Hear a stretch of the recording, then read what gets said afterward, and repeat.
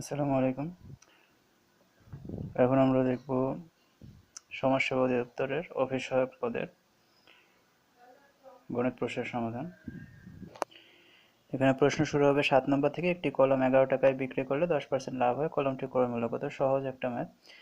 10% লাভে, আমি প্রথমে মনে করছিলাম ক্ষতিতে হবে, কিন্তু না, 10% লাভে বিক্রয় মূল্য হচ্ছে অবভিয়াসলি 110 টাকা হবে। 10% লাভ মানে 100 টাকায় 10 টাকা লাভ। তাহলে এখানে আমাদের যেহেতু বিক্রয় মূল্য দেওয়া আছে, ক্রয় মূল্য চাইছে, যেটা চাবে এটা ডান পাশে থাকবে। বিক্রয় মূল্য যদি 110 টাকা হয়, ক্রয় মূল্য হবে 100 টাকা। বিক্রয় মূল্য 1 টাকা হলে ক্রয় মূল্য কম হবে, এই জন্য এটা নিচে চলে আসবে। আর বিক্রয় মূল্য 11 টাকা দেওয়া আছে হলে ক্রয় মূল্য কত, এটা বের করে 10 টাকা হবে প্রশ্ন।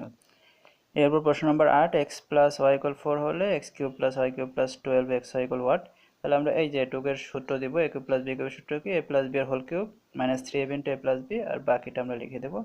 এটার মান দেওয়া আছে 4, তার কিউব মাইনাস 3x হয়, এটুকের মান দেওয়া আবার 4। এখন 4 এর কিউব হয় 64, মাইনাস 3 4 12x হয় প্লাস 12x, এটা কাটে 64 হবে আনসার। এই দুইটাই অঙ্ক ছিল। আমাদের সাথে থাকুন, আমরা যে কোনো পরীক্ষার পর গণিত অংশের সমাধান ভিডিও করে আপলোড দিয়ে থাকি।